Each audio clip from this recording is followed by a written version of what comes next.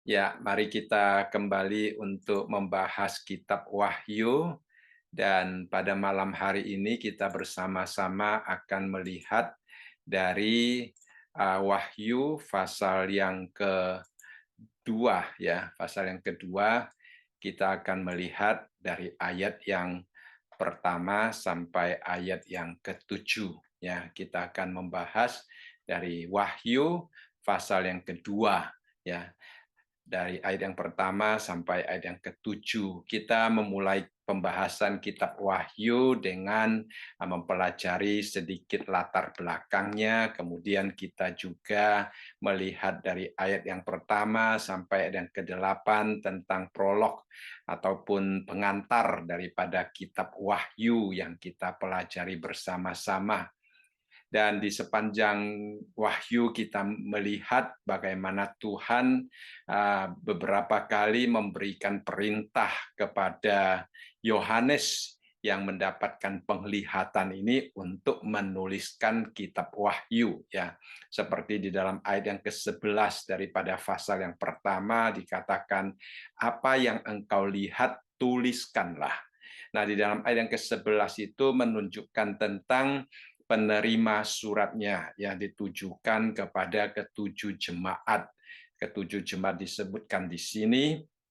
Kemudian di dalam ayat yang ke-19 sekali lagi diingatkan, karena itu tuliskanlah apa yang kau lihat ya. Jadi malaikat yang dikirim kepada Yohanes berulang kali mengingatkan Yohanes untuk menuliskan. Nah, perbedaan antara ayat yang ke-11 dan ke-19 adalah ayat yang ke-11 menuliskan tentang penerima surat ini, dan ayat yang ke-9 berbicara tentang isi daripada wahyu yang akan dituliskan. Nah, isinya itu mencakup dua bagian. Bagian pertama kita melihat yang terjadi sekarang ya. Ya, bagian kedua yang akan terjadi sesudah ini. Jadi kita melihat di sini ya seperti yang saya katakan tadi bahwa wahyu itu berbicara tentang yang terjadi sekarang ya. Yang terjadi sekarang itu adalah sesuatu yang terjadi di dalam sejarah yang sedang terjadi, yang kita dapat baca juga di dalam pasal yang kedua dan pasal yang ketiga, yaitu tentang ketujuh jemaat yang menerima surat tersebut, ya apa-apa yang sedang terjadi di tengah-tengah mereka. Dan kalau kita melihat pola geografis daripada ketujuh jemaat itu, ya kita melihat pertama-tama dikirimkan kepada Efesus, kemudian bergerak ke bagian utara ya, ke Smyrna sampai ke Pergamus, kemudian mulai ke selatan ya. Jadi kita melihat ini adalah satu gambaran tentang bagaimana geografis daripada ketujuh jemaat yang menerima surat tersebut. Dan kalau kita melihat dalam peta, ya Pulau Patmos adalah di bagian bawah kiri ini ya. Jadi Yohanes berada di Patmos dan menuliskan surat ini kepada ketujuh jemaat yang ada di bagian utara daripada Pulau Patmos itu. Nah, kemudian di dalam bagian yang selanjutnya dikatakan yang akan terjadi sesudah ini ya. Setelah dia membahas tentang ketujuh jemaat, ya itu adalah suatu sejarah yang sedang terjadi, dia membahas tentang sesuatu yang belum terjadi ya, yang akan terjadi sesudah ketujuh jemaat itu. Nah, itu dimulai dari pasal yang keempat. Ya, nanti setelah kita membahas tujuh jemaat ini, kita akan mulai membahas pasal yang keempat.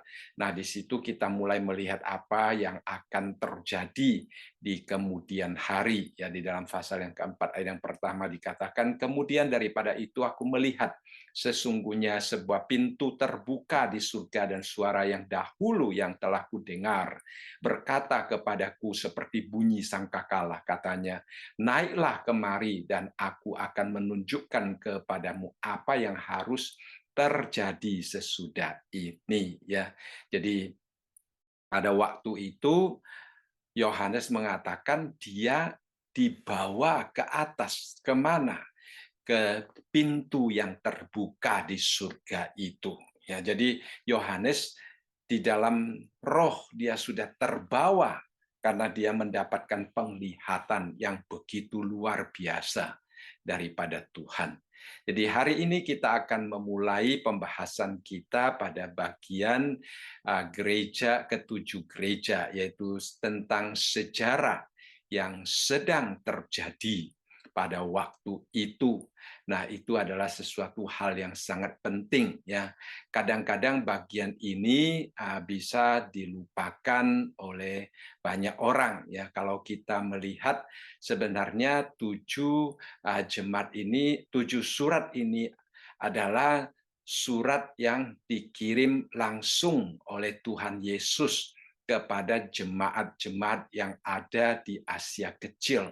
Kadang-kadang pada waktu kita membahas tentang surat-surat di dalam Perjanjian Baru, kita mungkin hanya berbicara tentang surat-surat dari Paulus atau surat-surat umum di dalam Perjanjian Baru, tetapi sebenarnya di dalam Wahyu ada 7 surat ya, yang dikirim Tuhan Yesus. Dan kadang-kadang kita pada waktu berbicara tentang wahyu, kita lupa kalau 7 surat itu adalah surat dari Tuhan Yesus, karena kita begitu terfokus kepada hal-hal yang berhubungan dengan akhir zaman yang sangat menakjubkan, tanda-tanda binatang, satu sistem dunia, Babelonia, dan semua informasi-informasi yang kelihatannya menegangkan tetapi juga sangat menarik perhatian ya. Nah, sebenarnya bagian ini adalah bagian yang sangat penting ya, karena bagian ini adalah suatu pembicaraan penyampaian Tuhan Yesus yang terakhir kepada jemaatnya, dan itu bukan hanya berbicara tentang jemaatnya tetapi juga berbicara kepada kita sebagai anak-anak Tuhan, baik secara individual maupun secara kolektif di dalam gereja Tuhan. Jadi kita melihat di sini ada 7 jemaat yang menerima surat tersebut ya. Kita kalau perhatikan ke-7 jemaat tersebut, pertama-tama adalah Efesus di dalam pasal yang kedua ayat yang pertama sampai ayat yang ke-7. Di situ karakteristik daripada gereja tersebut di dalam segi teguran Tuhan adalah meninggalkan kasih mula-mula ya. Kemudian kita melihat gereja Smyrna di dalam pasal yang kedua ayat yang ke-8 sampai ke-11 itu adalah satu gereja yang sedang dianiaya. Kemudian kita juga melihat yang ketiga adalah gereja Pergamus ya, di dalam pasal yang kedua ayat yang ke-12 sampai 17. Itu adalah gereja yang kompromi, begitu juga dengan Tiatira ya. Kemudian di dalam pasal yang ketiga dimulai dengan gereja Sardis ya, satu gereja yang dianggap gereja yang sudah mati. Kemudian Philadelphia adalah satu gereja misioner ya, yang mendukung para misionari. Dan kemudian kita melihat Laodikia adalah satu gereja yang berpusat kepada manusia. Nanti kita akan membahas satu persatu ya. Jadi sebenarnya sangat menarik pada waktu kita melihat bagaimana Tuhan Yesus berbicara kepada ke-7 jemaat tersebut ya. Nah, Tuhan Yesus memilih ke-7 jemaat ya. Banyak orang bertanya, mengapa 7 jemaat ya? Roma adalah gereja yang terkenal, Kolose, Filipi, gereja yang terkenal. Mengapa gereja-gereja tersebut tidak ada di dalam sini ya. Nah, ada banyak orang menjelaskan bahwa ketujuh jemaat itu merupakan suatu representatif, mempunyai karakteristik-karakteristik yang sangat mewakili. Dan sebagian orang mengatakan demikian. Dan bahkan dalam gereja hari ini, mungkin ketujuh jemaat itu keadaannya itu bisa ada di dalam gereja yang kita miliki pada hari ini. Ada potongan-potongan Efesus di dalam gereja, ada potongan-potongan Smyrna, Pergamus di dalam gereja kita pada hari ini. Bahkan ada sebagian orang mengatakan, ya, ada seorang penulis yang mengatakan setiap surat tidak hanya mewakili jenis gereja yang berbeda, tetapi mereka bahkan mungkin mewakili jenis orang Kristen yang berbeda. Ya, artinya adalah di dalam setiap orang Kristen ada keadaan sebagian berhubungan dengan Efesus, ada sebagian berhubungan dengan Pergamus. Jadi di dalam diri orang Kristen itu ada masalah-masalah yang perlu kita selesaikan. Dan kalau kita membaca dengan teliti akan ketujuh jemaat itu, kita akan menemukan keadaan kerohanian kita dan kita akan mendapatkan berkat yang luar biasa kalau kita mengikuti apa yang Tuhan ajarkan kepada kita melalui suara ataupun surat yang Tuhan Yesus sampaikan kepada ketujuh jemaat tersebut. Jadi saya berdoa, ya, saya setiap hari terus berdoa agar supaya Tuhan memakai wahyu ini untuk berbicara kepada kita, memakai ketujuh jemaat ini untuk berbicara kepada kita, agar supaya kita semakin mengenal keadaan kerohanian kita dan semakin kita kembali kepada Tuhan, hidup dekat kepada Tuhan. Saya rasa itu merupakan hal yang sangat penting, ya. Nah, kalau kita kembali melihat akan keadaan surat-surat yang disampaikan oleh Tuhan Yesus kepada jemaatnya, kita akan menemukan di situ ada 8 elemen, ya, 8 aspek yang sangat ditekankan, ya, walaupun tidak semua jemaat yang menerima, tidak semua surat itu mencakup ke-8 aspek ini, tetapi ke-8 aspek ini merupakan satu pola yang umum, ya, pola yang dipakai oleh Tuhan Yesus untuk berbicara kepada jemaatnya. Pertama-tama dia berbicara tentang kepada siapa surat itu ditujukan ataupun penerima surat itu, ya, gereja apa yang sedang dia bicarakan. Dan kita melihat di sana tentang geografisnya, bagaimana keadaannya, dan juga kita melihat akan banyak hal yang sangat penting yang berhubungan dengan keadaan jemaat itu, sehingga ada teguran, ada pujian daripada Tuhan Yesus. Kemudian kita melihat bagaimana hubungan dengan Tuhan, hubungan jemaat itu dengan Tuhan Yesus, yang mana Tuhan Yesus menjelaskan dirinya sendiri, ya, dalam hubungannya dengan gereja.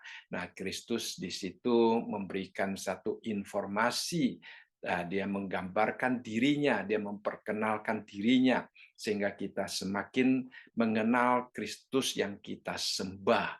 Nah, tentunya pada waktu Tuhan Yesus memperkenalkan dirinya, itu juga sangat berhubungan erat dengan keadaan jemaat yang sedang berada di situ, ya. Misalnya kepada gereja yang mati, Sardis, dia menggambarkan dirinya sebagai yang memegang 7 roh, ya, supaya jemaat itu kembali dipenuhi oleh roh Tuhan, supaya jemaat itu kembali dihidupkan, supaya jemaat itu kembali peka terhadap pimpinan Roh Kudus, ya. Nah, kemudian yang ketiga kita melihat adalah pujian, ya, pujian yang Tuhan Yesus sampaikan kepada ketujuh jemaat tersebut, ya. Nah, setelah ada pujian, ada teguran yang sangat keras Ya, jadi Tuhan Yesus memang penuh cinta kasih, tetapi Dia juga sangat kudus. Ya, jadi ada hal-hal yang tidak menyenangkan, Tuhan Yesus akan memberitahukan, Dia akan menegur. Nah, setelah ada teguran, kita melihat ada panggilan untuk bertobat di dalam setiap surat, dan setelah panggilan untuk bertobat, ada peringatan bahwa kalau mereka tidak bertobat itu ada konsekuensinya, ya.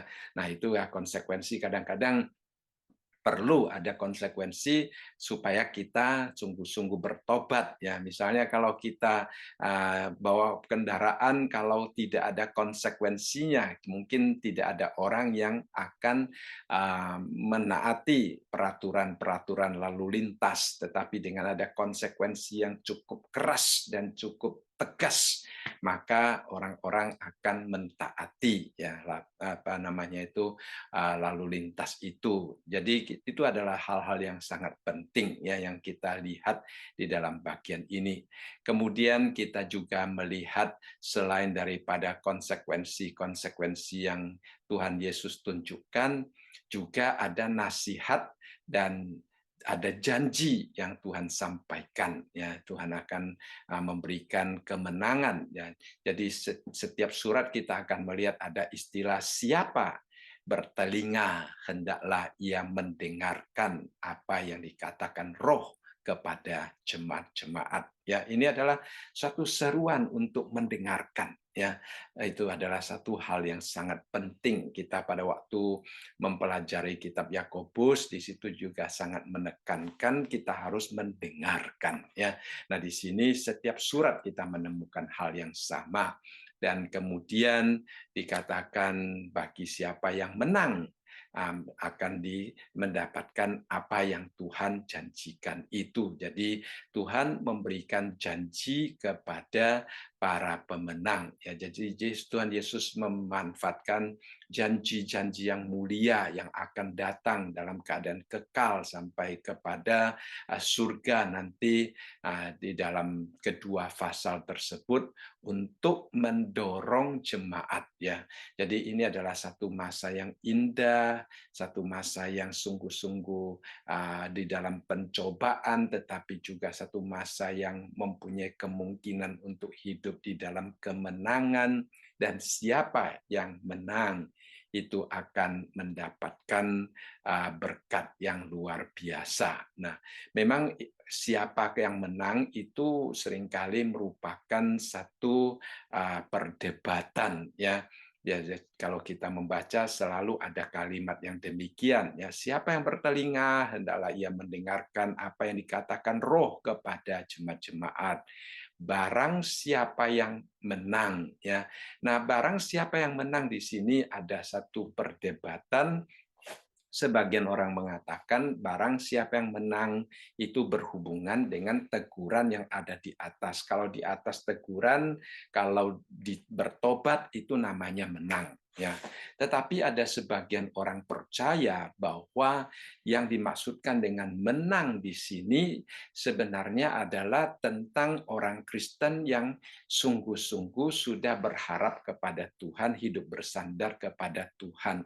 Jadi barang siapa yang menang dan selanjutnya berkat-berkat yang dijanjikan itu sebenarnya adalah pemberitahuan oleh malaikat yang menyampaikan surat itu, ya, kepada semua jemaat. Jadi sebagian orang percaya yang berhubungan, yang dimaksudkan dengan barang siapa yang menang itu adalah jemaat lokal itu yang setelah bergumul, setelah menerima teguran, kemudian mendengarkan suara Tuhan, kemudian bertobat. Nah, itu yang dinamakan menang. Ya, tetapi sebagian orang mengatakan semua orang Kristen. Ya, kalau kita melihat memang saya pribadi juga sangat cenderung bahwa orang Kristen sebenarnya adalah pemenang, ya, asal kita bersandar kepada Tuhan Yesus, ya. Misalnya kita melihat dikatakan di sini di dalam Yohanes pasal yang ke-16 ayat yang ke-33, semua ini kukatakan kepadamu supaya kamu beroleh damai sejahtera dalam aku. Dalam dunia kamu menderita penganiayaan, tetapi kuatkanlah hatimu. Aku telah mengalahkan dunia ini.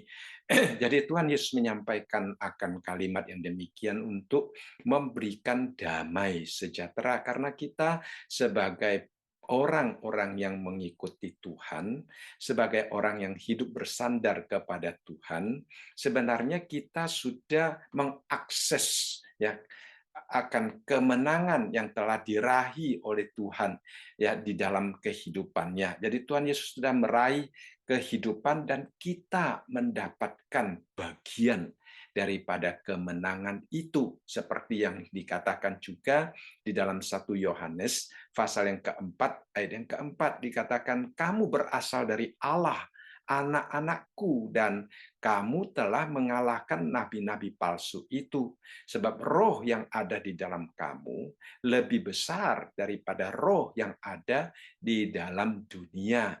Kita bersyukur, kita begitu bahagia karena Tuhan memberikan kepada kita rohnya di dalam diri kita, dan bukan hanya roh yang sembarangan, tetapi roh yang dari Tuhan yang mengalahkan yang lebih besar daripada roh-roh di dalam dunia. Kita tahu di dalam dunia banyak roh-roh yang mengganggu, tetapi roh kita dikatakan jauh lebih besar. Jadi sebagai orang Kristen, kita tidak perlu hidup di dalam ketakutan. Kita tidak perlu hidup di dalam tekanan. Apapun yang terjadi, baik itu serangan dari manusia, baik itu serangan dari roh-roh di dalam dunia ini, kita tidak perlu takut, karena di dalam diri kita ada roh yang lebih besar daripada roh-roh yang ada di dalam dunia ini. Dengan kata lain, ya, asal kita mau bersandar kepada Tuhan yang adalah pemenang, dan kita mau mengizinkan Roh Kudus diam di dalam hidup kita, dan kita melatih suatu kepekaan akan suara, pekerjaan, dorongan Roh Kudus di dalam hidup kita, maka kita akan dapat topangan daripada Roh Kudus, ya. Roh yang ada di dalam diri kita yang lebih besar dari dunia itu akan membawa kemenangan di dalam hidup kita.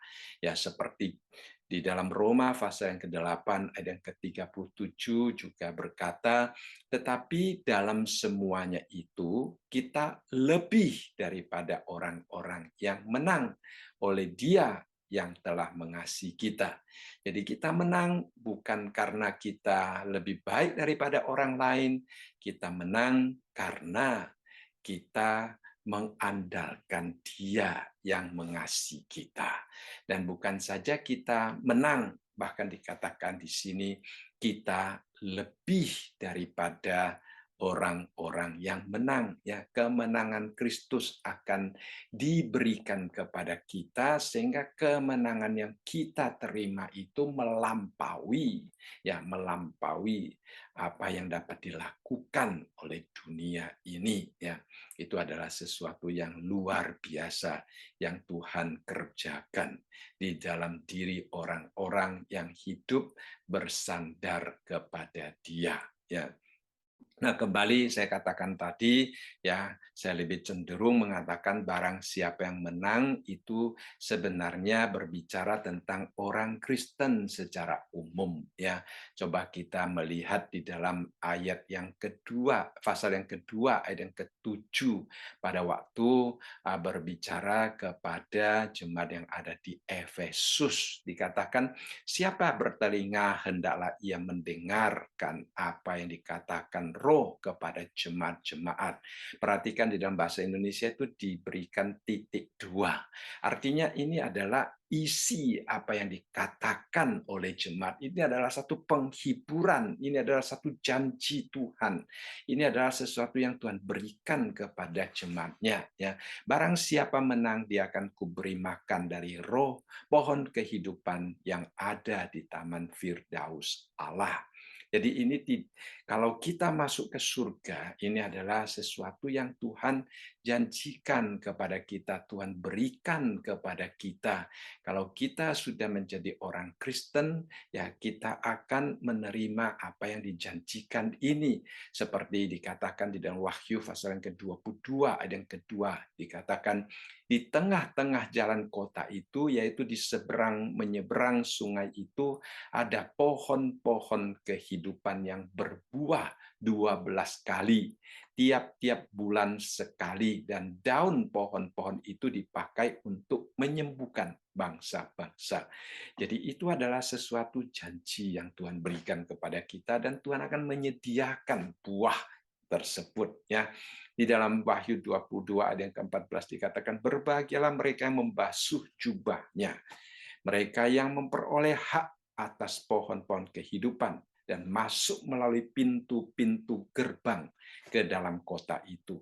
Jadi kita melihat di sini, ini adalah janji kepada setiap orang Kristen yang sudah dibersihkan dosanya di hadapan Tuhan, yang telah menerima pengorbanan Tuhan, yang telah menerima Tuhan Yesus sebagai Tuhan dan Juru Selamatnya, maka dia mempunyai hak untuk masuk melalui pintu-pintu gerbang ke dalam kota itu. Nah, itu sebenarnya dijanjikan kepada setiap kita yang sudah percaya kepada Tuhan. Kalau kita melihat janji Tuhan kepada jemaat yang ada di Smyrna, ya, di dalam Wahyu pasal yang kedua ayat yang ke-11, di situ juga dikatakan siapa bertelinga, nah hendaklah ia mendengarkan apa yang dikatakan Roh kepada jemaat-jemaat. Barang siapa yang menang, ia tidak akan menderita apa-apa oleh kematian yang kedua. Nah, tentunya orang yang tidak akan menderita apa-apa dalam kematian kedua itu bukan hanya sebagian orang Kristen, tetapi setiap orang Kristen, ya, karena setiap orang Kristen yang sudah dimerdekakan, dimenangkan, diselamatkan, tidak akan mengalami penderitaan apa-apa dalam kematian yang kedua. Bahkan kita tidak akan mengalami kematian yang kedua. Ya, seperti seringkali kita mendengar kalau kita lahir satu kali, kita mati dua kali. Ya, kalau kita lahir dua kali, kita mati satu kali. Ya, ingat ini ya. Kalau kita dilahirkan kembali di dalam Tuhan Yesus, berarti kita lahir dua kali, kita hanya mati satu kali.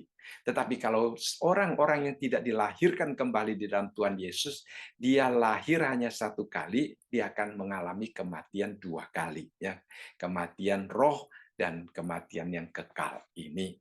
Tetapi kita sebagai orang Kristen, kita tidak akan menderita apa-apa, ya, seperti Wahyu 20 dikatakan, berbahagialah dan kuduslah ia yang mendapat bagian dalam kebangkitan pertama itu. Kematian yang kedua tidak berkuasa lagi atas mereka, tetapi mereka akan menjadi imam-imam Allah dalam Kristus, dan mereka akan memerintah sebagai raja bersama-sama dengan Dia 1000 tahun lamanya. Jadi sungguh bersyukur sekali kita melihat di sini, ya, janji Tuhan kepada setiap kita, dan ini adalah setiap orang yang mendapat bagian di dalam kebangkitan pertama. Saudara dan saya akan mendapatkan kebangkitan yang pertama ini karena kita sudah diselamatkan di dalam Tuhan Yesus. Seperti juga dikatakan di dalam Wahyu 20:14, lalu maut dan kerajaan maut itu dilemparkanlah ke dalam lautan api. Itulah kematian yang kedua, lautan api. Jadi saya percaya tidak ada orang Kristen yang akan dilemparkan ke dalam lautan api. Juga di dalam ayat yang ke-8 dari Wahyu pasal ke-21 dikatakan, tetapi orang-orang penakut, orang-orang yang tidak percaya, orang-orang yang keji, orang-orang yang pembunuh, sundal, tukang sihir, penyembah berhala, pendusta, akan mendapat bagian mereka di dalam lautan yang menyala-nyala oleh api dan belerang. Inilah kematian yang kedua. Jadi kalau kita kembali melihat, kita tidak akan menderita apa-apa oleh kematian yang kedua, karena kita sudah diselamatkan oleh Tuhan. Itulah sebabnya janji pemenang untuk pemenang adalah untuk orang-orang Kristen yang sudah percaya. Juga kita kalau melihat uh, kata janji yang disampaikan kepada jemaat yang ada di Sardis, ya, di dalam pasal yang ketiga dan kelima. Barang siapa menang, ia akan dikenakan pakaian putih, yang demikian aku tidak akan menghapus namanya dari kitab kehidupan, melainkan aku akan mengaku namanya di hadapan Bapakku dan di hadapan para malaikatnya. Bukankah ini juga merupakan suatu penulisan tentang setiap orang yang sudah percaya kepada Tuhan Yesus? Ya, seperti kalau kita baca dalam Wahyu pasal yang ke-20 ayat yang ke-12, dan aku melihat orang-orang mati besar dan kecil berdiri di depan takhta itu. Lalu dibuka semua kitab dan dibuka juga sebuah kitab lain. Nanti kita akan pada waktu kita sampai ke Wahyu ke-20 kita akan membahas dengan lebih detail tentang semua kitab, tentang kitab yang lain, ya. Ya, kitab lain ini adalah kitab kehidupan. Kalau kita melihat di dalam sini juga dikatakan yang namanya di dalam kitab kehidupan tidak akan dihapus, ya. Kita percaya nama kita bukan di semua kitab, tetapi nama kita ada di dalam kitab kehidupan. Dan orang-orang mati dihakimi menurut perbuatan mereka berdasarkan apa yang tertulis di dalam kitab-kitab itu. Jadi orang yang percaya terpisah, orang yang tidak percaya terpisah, mereka bersama-sama akan mendapatkan penghakiman sesuai dengan apa yang ada di dalam kitab-kitab tersebut. Kemudian kita melihat juga di dalam Wahyu pasal yang ke-20 ayat yang ke-15, ya. Dan setiap orang yang tidak ditemukan namanya tertulis di dalam kitab kehidupan itu, ia dilemparkan ke dalam lautan api itu. Jadi kembali dikatakan siapa yang menang di namanya tidak akan dihapus dari kitab kehidupan. Ya, nama kita sudah berada di dalam kehidupan. Kita sungguh bersyukur kepada Tuhan bahwa ada apa namanya janji yang begitu indah yang Tuhan sampaikan kepada kita, yang mana kita boleh menerima akan berkat-berkat yang luar biasa pada waktu Tuhan Yesus datang kembali, ya.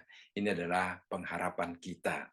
Jadi saya harap pada waktu kita mempelajari akan kitab-kitab ini, kita sungguh-sungguh mendapatkan berkat yang luar biasa daripada Tuhan, ya. Jadi kita akan bersama-sama mulai membahas pertama tentang gereja Efesus pada malam hari ini, ya.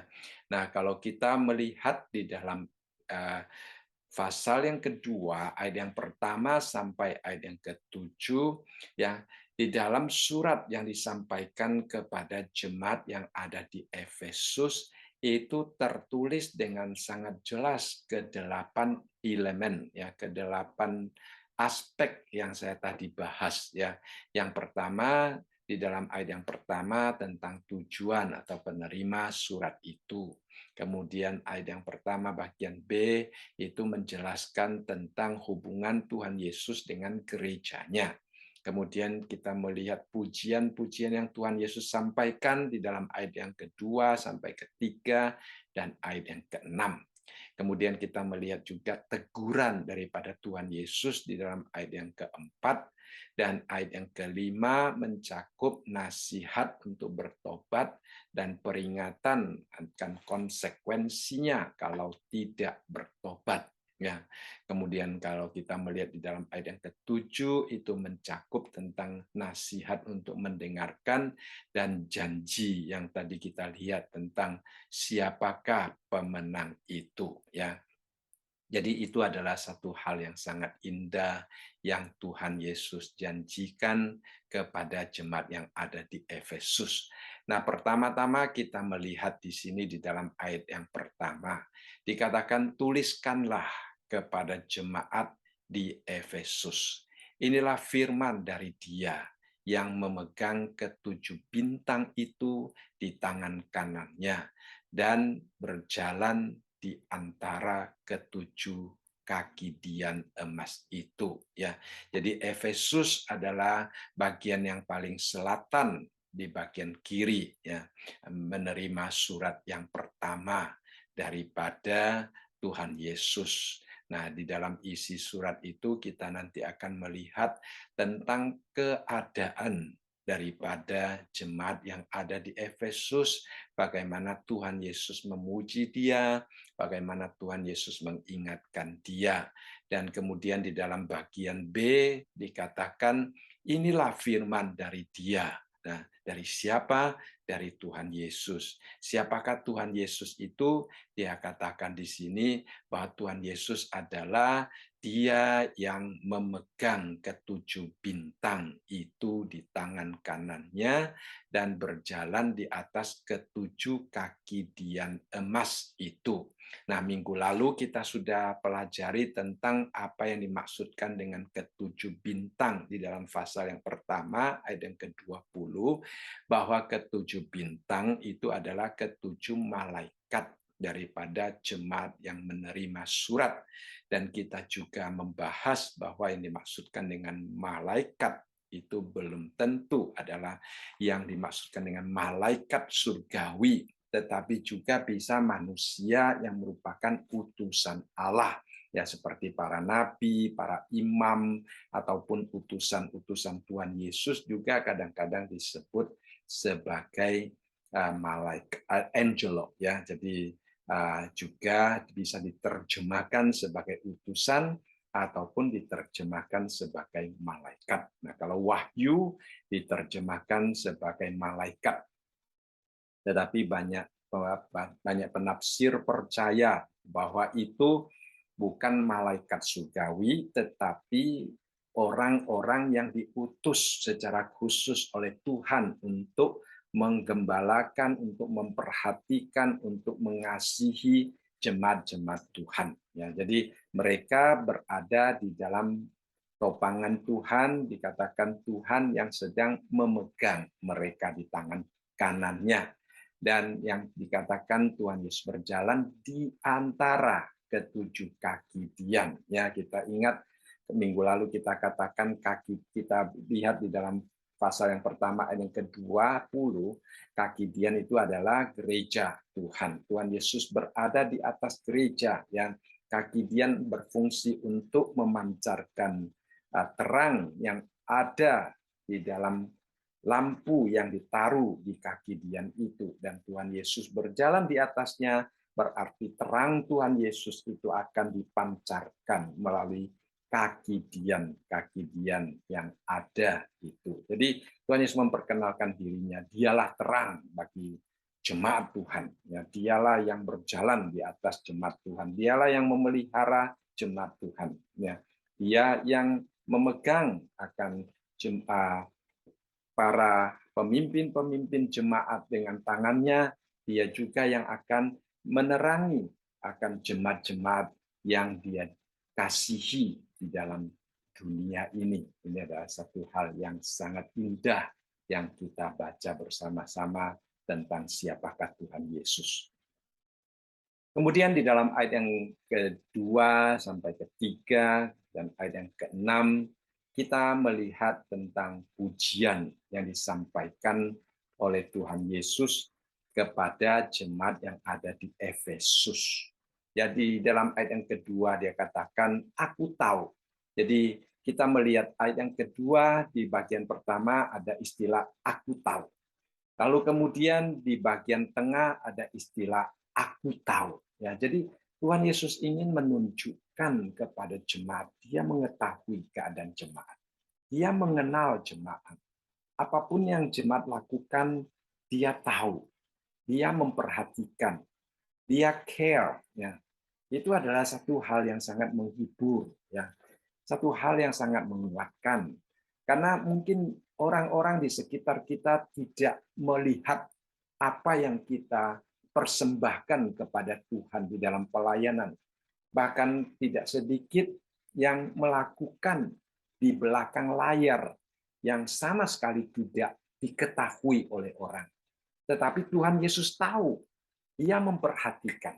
Ya, itu adalah satu penghiburan yang luar biasa. Ya. Jadi Tuhan Yesus mengatakan, aku tahu. Tahu apa, saudara sekalian? Tahu segala pekerjaanmu. Ya. Nah, pekerjaan apa yang mereka lakukan? Dikatakan jeripaya mereka dan ketekunan mereka. Jadi dia tahu bahwa jemaat yang ada di Efesus adalah jemaat yang sangat berjeripaya untuk Tuhan, yang sangat tekun bagi Tuhan. Itu adalah satu pujian, satu penguatan, ya, yang diberikan oleh Tuhan Yesus kepada jemaat yang Dia kasihi yang ada di Efesus. Jadi mungkin kita tidak tahu akan jeripaya mereka, tetapi Tuhan Yesus mengetahuinya. Nah, Tuhan Yesus di sini menunjukkan kepada kita bahwa Dia adalah Tuhan yang sungguh-sungguh mengerti, mengasihi kita. Itu adalah satu hal yang sangat indah, ya. Dan juga dikatakan, aku tahu bahwa engkau tidak dapat sabar terhadap orang-orang jahat, bahwa engkau telah mencobai mereka yang menyebut dirinya rasul, tetapi yang sebenarnya tidak demikian, bahwa engkau telah mendapati mereka pendusta. Jadi kita melihat di sini jemaat dipuji karena mereka tidak sabar terhadap orang-orang yang mencoba untuk melayani di gereja, tetapi sebenarnya jiwa mereka, hati mereka bukan bermaksud melayani Tuhan, tetapi mungkin melayani diri sendiri, mungkin mempunyai maksud-maksud yang menguntungkan diri sendiri daripada sungguh-sungguh terfokus kepada Tuhan. Dan jemaat kalau merasa tidak sabar terhadap orang-orang yang demikian, ya itu tidak salah. Malah Tuhan Yesus memuji mereka. Ya. Nah, seperti di dalam 1 Yohanes pasal yang keempat, ayat yang pertama dikatakan, saudara-saudaraku yang kekasih, ya, janganlah percaya akan setiap roh, tetapi ujilah roh-roh itu, apakah mereka berasal dari Allah, sebab banyak nabi-nabi palsu yang telah muncul dan pergi ke seluruh dunia. Jadi itu adalah peringatan dari Yohanes juga pada waktu dia menulis surat Yohanes pertama ini. Ya, jadi kita harus hati-hati terhadap apa yang kita pelajari, apa yang kita dengar, apa yang kita baca. Jangan terlalu gampang dan cepat untuk percaya. Kita berdoa, meminta Roh Kudus memberikan hikmat kebijaksanaan kepada kita, supaya kita dapat menerima kebenaran Allah secara benar, ya, sesuai dengan maksud Tuhan. Itu penting. Jadi di dalam ayat yang kedua dia berbicara tentang pekerjaan daripada jemaat, ya, jeripaya mereka, tentang ketekunan mereka. Kemudian dia berbicara tentang ketidaksabaran mereka terhadap orang-orang yang mengaku diri sebagai rasul, padahal mereka bukan, ya, padahal mereka mencoba untuk mencari keuntungan dengan posisi mereka, dengan apa namanya itu yang maksudnya mereka katakan sebagai panggilan, ya. Nah, itu adalah sesuatu yang dipuji oleh Tuhan karena mereka tidak sabar terhadap mereka, orang-orang demikian. Lalu di dalam ayat yang ketiga kita melihat, dan engkau tetap sabar dan menderita oleh karena namaku, dan engkau tidak mengenal lelah. Kita melihat ada satu kontradiksi, bukan kontradiksi, satu perbandingan, ya, antara tidak sabar dan sabar, ya. Kita tidak sabar terhadap ajaran yang salah, tetapi kita sabar pada waktu kita menderita untuk Tuhan. Kita melihat ini adalah sesuatu keadaan yang sangat kompleks, ya. Kadang-kadang kita tidak sabar terhadap penderitaan, tetapi kita tidak care terhadap ajaran yang salah. Nah, itu sangat berbahaya. Ya, tetapi kalau kita sebagai orang yang peka akan pimpinan Roh Kudus, pada waktu gereja Tuhan mulai cenderung mendukung akan sesuatu yang salah, yang tidak sesuai dengan firman Tuhan, kita tidak sabar, itu adalah sesuatu sikap yang benar. Tetapi pada waktu kita menghadapi serangan, pada waktu kita dihimpit, pada waktu kita menderita, karena nama Tuhan, ya itu penting ya, karena nama Tuhan, maka kita sabar dan menderita. Itu juga merupakan pujian. Ya, jadi sabar dan tidak sabar itu bisa terjadi di dalam diri satu orang, tetapi terhadap situasi yang berbeda. Kemudian kita melihat ada hal yang lain, bukan hanya tidak sabar, bahkan dikatakan membenci. Nah, ini ada seorang menuliskan ini adalah satu kebencian yang kudus katanya ya. Nah, kebencian yang kudus, mengapa dikatakan kebencian yang kudus? Karena ini adalah kebencian yang dikasih Tuhan. Tuhan mengasihi orang yang membenci hal-hal yang demikian karena Tuhan sendiri juga membenci hal-hal yang demikian. Nah, kebencian apa yang dikatakan di sini, yang dibenci juga oleh Tuhan, dikatakan adalah membenci segala perbuatan pengikut-pengikut Nikolaus. Nah, ingat ya, di sini dikatakan perbuatan mereka, bukan membenci mereka. Itu sesuatu hal yang harus kita perhatikan. Kalau kita baca Yudas, kita juga melihat dikatakan kita membenci pakaian mereka yang dikotorkan oleh dosa, tetapi kita berusaha untuk merampas mereka keluar daripada bahaya itu. Jadi di dalam menghadapi orang-orang yang melakukan sesuatu yang salah di hadapan Tuhan, kita harus mempunyai sikap yang benar. Yang kita benci bukan orangnya, tetapi perbuatannya. Orangnya harus kita menangkan. Ya, itu adalah sikap yang benar. Di sini juga dengan sangat jelas dikatakan bahwa jemaat yang ada di Efesus, mereka membenci segala perbuatan pengikut-pengikut Nikolaus yang juga Tuhan benci.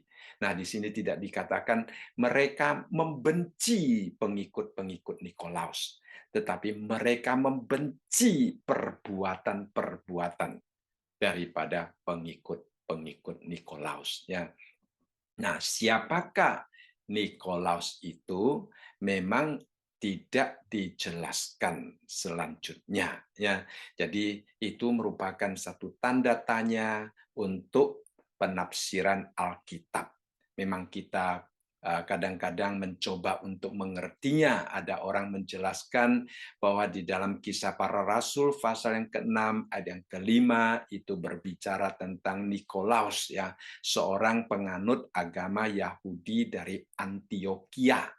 Tetapi nama itu bisa muncul di sana-sini, orang yang mempunyai nama yang sama itu bisa sama ya, tetapi jangan kita terlalu cepat menyamakan orang tersebut ya. Itu kadang-kadang bisa salah. Nah, ada orang yang mengatakan kita tidak mengetahui persis siapakah Nikolaus dan siapakah pengikut-pengikut Nikolaus itu, tetapi mereka mencoba untuk menjelaskan istilah Nikolaus itu. Ya, nah Nikolaus itu di dalam bahasa aslinya, bahasa Yunani, itu adalah kata majemuk yang berasal dari dua kata, gabungan dari dua kata. Kata Niko ya adalah berasal dari kemenangan ya, seperti hari ini kita mengenal satu merek yang namanya Nike ya. Jadi Niko itu adalah Nike itu adalah perubahan daripada istilah Niko ya, kemenangan. Nah, itu apa namanya istilahnya. Kemudian istilah Niko atau kemenangan itu digabungkan dengan istilah laos ya. Jadi laos itu sebenarnya adalah rakyat ya. Jadi banyak orang menjelaskan bahwa istilah Nikolaus itu mempunyai pengertian kalau dijelaskan secara hurufiah, itu adalah manusia yang mencoba untuk memimpin, bukan berserah kepada Tuhan sebagai raja di dalam kehidupan kita. Ya, nah ada orang lain juga menjelaskan bahwa Nikolaus itu adalah sekelompok orang yang mau kembali kepada perjanjian lama, bahwa kita datang kepada Tuhan harus kembali melalui imam-imam ya. Nah, tentunya ini juga pandangan orang-orang karena banyak orang mencoba untuk menjelaskan ya akan siapakah Nikolaus itu. Nah, sebenarnya banyak ayat-ayat yang mereka pakai untuk mendukung ya, tetapi itu adalah satu tafsiran yang menurut saya kadang-kadang bisa sangat berbahaya ya, sangat berbahaya. Jadi kita kalau Alkitab kadang-kadang tidak menjelaskan siapakah dia, mungkin kita hanya percaya bahwa Nikolaus itu adalah sekelompok orang yang melakukan sesuatu yang dibenci oleh Tuhan, dan dikatakan di sini jemaat di Efesus juga membenci. Dengan kata lain, jemaat Efesus membenci apa yang dibenci oleh Tuhan, itu adalah satu pujian yang sangat indah ya. Jadi dunia pada hari ini bisa mempunyai perbuatan-perbuatan yang berbeda-beda yang dibenci oleh Tuhan. Kalau kita ingin belajar daripada jemaat di Efesus, kita harus mempunyai kepekaan ya, mempunyai suatu kemampuan untuk melihat iya dan tidak ya. Karena apa? Karena dunia hari ini bisa membuat sesuatu yang hitam menjadi putih atau membuat sesuatu yang putih menjadi hitam. Nah, itu sangat menakutkan ya. Nah, kalau kita tidak hati-hati, kita bisa mencintai apa yang dibenci Tuhan dan membenci apa yang dicintai Tuhan. Dan kalau hal itu terjadi, berarti kita bertindak berbeda dengan jemaat yang ada di Efesus, sehingga kita mungkin tidak akan mendapatkan pujian daripada Tuhan. Kalau kita ingin mendapat pujian daripada Tuhan, prinsip yang dilakukan oleh jemaat yang ada di Efesus adalah membenci apa yang Tuhan benci. Ya, di dalam Alkitab kita dapat belajar banyak sekali hal yang dibenci Tuhan, yang dikasih Tuhan, yang dinasihatkan supaya kita lakukan, yang dinasihatkan supaya kita hindari.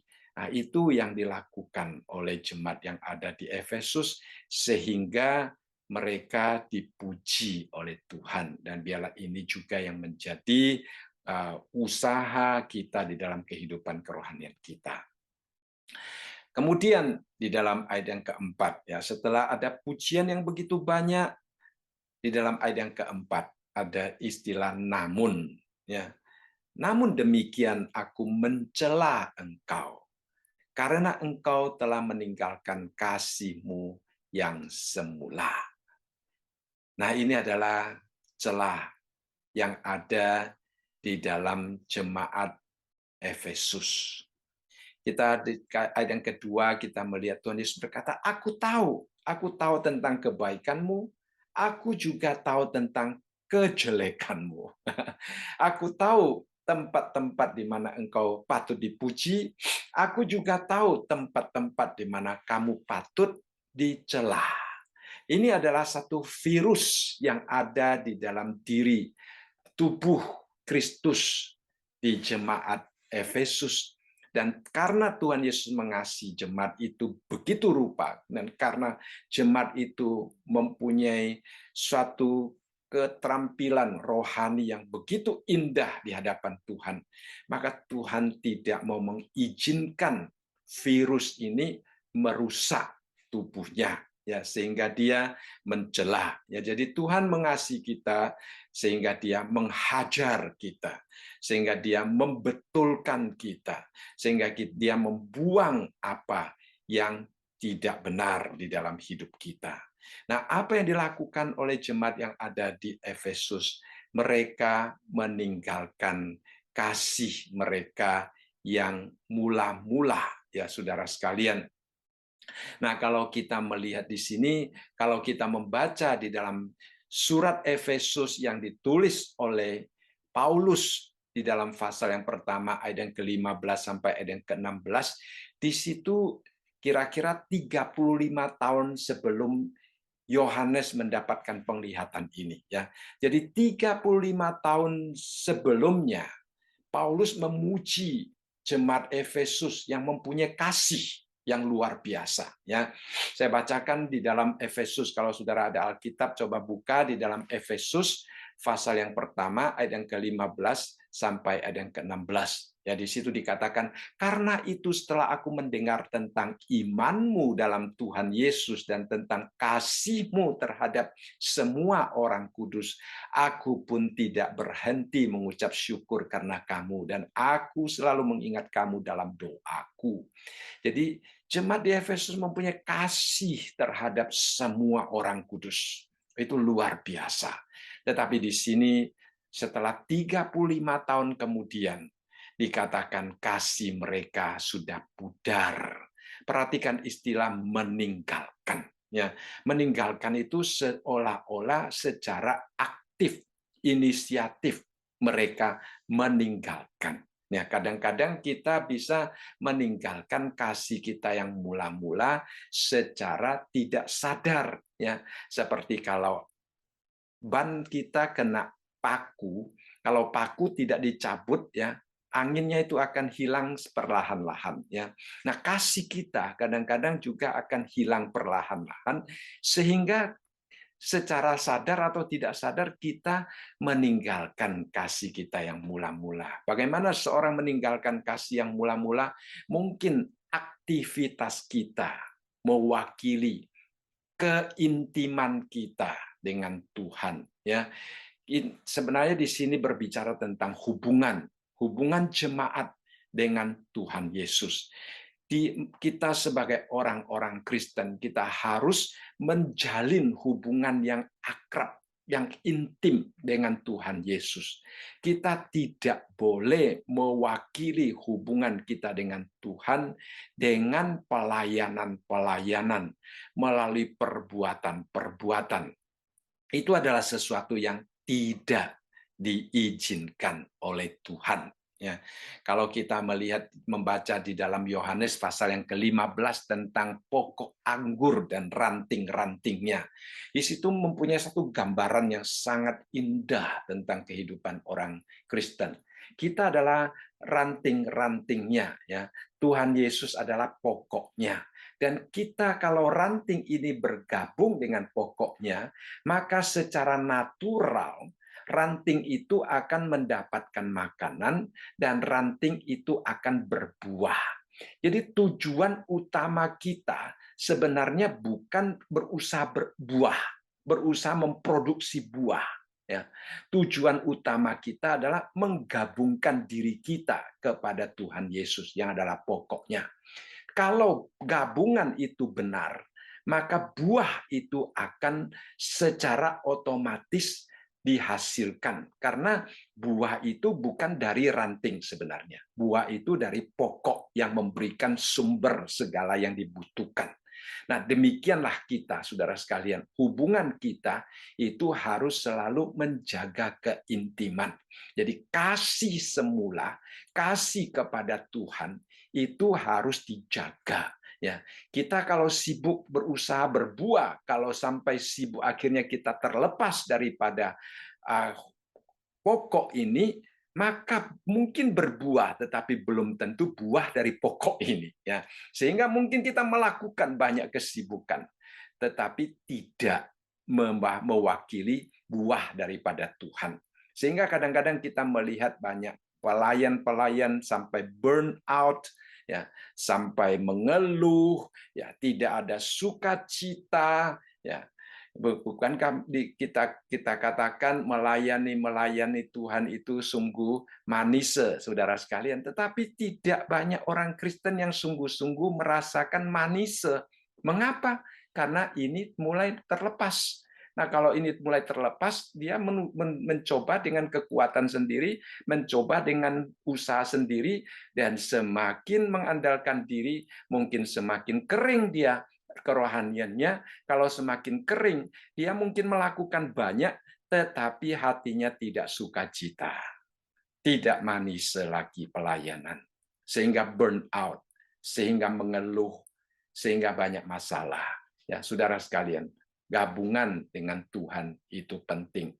Jadi, walaupun jemaat di Efesus itu mempunyai begitu banyak hal-hal yang indah yang mereka lakukan di dalam ayat yang kedua dan ketiga dan keenam, tetapi Tuhan ingin mereka kembali menjaga keintiman.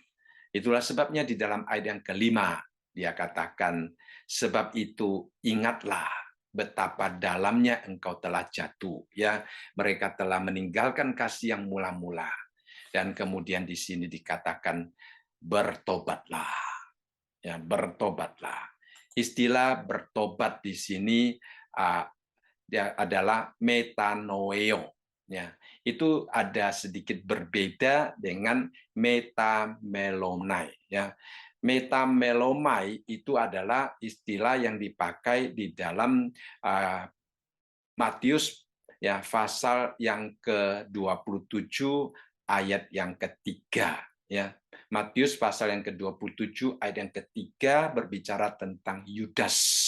Pada waktu Yudas menyerahkan Tuhan Yesus, dikatakan pada waktu Yudas yang menyerahkan, dia melihat bahwa Yesus telah dijatuhi hukuman mati, menyesalah dia. Nah, menyesalah dia, lalu ia mengembalikan uang yang 30 perak itu kepada imam-imam kepala dan tua-tua. Dan kita tahu kemudian dia menggantungkan diri. Nah, istilah menyesalah dia itu adalah metamelomai. Nah, metamelomai itu adalah perubahan yang ada di dalam perasaannya. Metanoia adalah perubahan secara akal sehat. Pikirannya, idenya berubah. Jadi kalau kita hanya menyesal tetapi tidak berubah secara pikiran dan kembali kepada Tuhan, maka penyesalan itu tidak mempunyai arti apa-apa, ya. Seperti Yudas, walaupun dia menyesal, tetapi penyesalannya tidak menghasilkan apa-apa. Ya, dia tidak kembali kepada Tuhan. Bertobat itu adalah ada penyesalan, tetapi yang lebih penting, ya, istilah meta adalah perubahan, ya, noia adalah ide, ya, adalah pikiran kita. Kita memulai pertobatan dengan suatu pengertian yang jelas. Saya salah, saya tidak boleh melakukan hal yang demikian. Saya harus kembali. Nah, itu adalah tindakan-tindakan yang sesuai dengan satu pemikiran dan ide yang benar di hadapan Allah. Ya, jadi itu adalah apa yang Tuhan inginkan supaya jemaat yang ada di Efesus itu bertindak. Ya, jadi kita melihat sebenarnya di sini ada 3 kata kerja yang Tuhan inginkan supaya mereka lakukan. Yang pertama, ingatlah. Ingat apa? Ingat mereka telah jatuh dengan dalamnya. Artinya mereka sudah meninggalkan kasih mereka yang mula-mula itu sudah jauh. Yang kedua, bertobatlah. Yang ketiga apa? Lakukanlah lagi. Artinya apa? Mengasihi lagi, saudara sekalian. Ya, mengasihi lagi. Jadi pada waktu kasih kita mulai pudar, kita harus sadar, ya, pikiran kita harus mulai berubah lagi, kembali lagi kepada kasih yang semula. Itulah yang dinasihatkan oleh Tuhan. Nah, konsekuensinya jika tidak demikian aku akan datang kepadamu dan aku akan mengambil kaki dianmu dari tempatnya jikalau engkau tidak bertobat. Artinya apa, saudara sekalian? Artinya walaupun mereka mempunyai pekerjaan yang baik, walaupun mereka mempunyai kesabaran di dalam penderitaan, tetapi mungkin itu tidak akan bersinar bagi Tuhan, tidak akan menjadi kaki dian bagi Tuhan lagi. Nah, itu adalah satu peringatan tentang konsekuensi yang mungkin terjadi seandainya mereka tidak bertobat kembali kepada Tuhan. Kemudian yang tadi kita baca tadi, siapa yang bertelinga, hendaklah ia mendengarkan apa yang dikatakan Roh kepada jemaat-jemaat. Ya, barang siapa menang, dia akan kuberi makan dari pohon kehidupan yang ada di Taman Firdaus.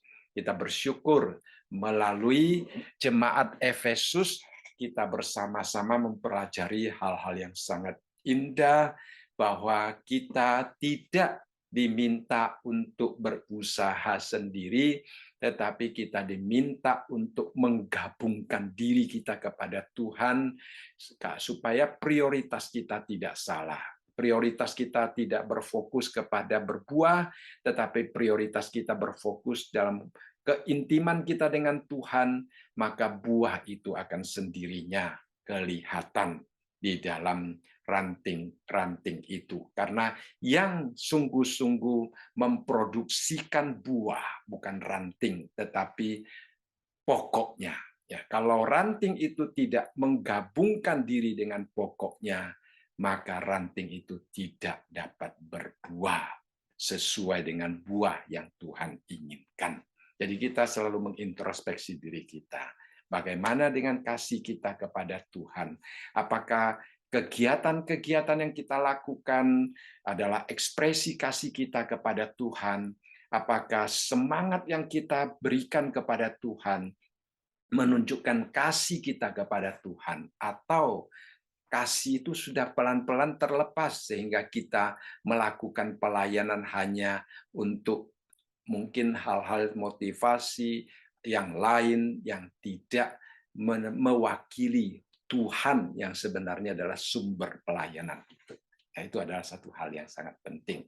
Itu yang Tuhan tidak ingin jemaat Efesus terus-menerus mengalami hal yang demikian, yang akhirnya mereka terlepas sama sekali. Ya, Tuhan ingin mereka kembali kepada kasih yang mula-mula.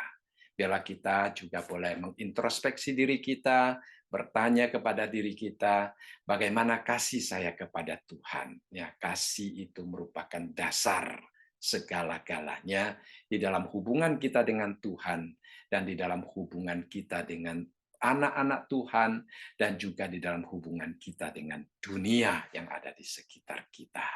Baik, saya merasa malam ini sampai di sini pelajaran kita.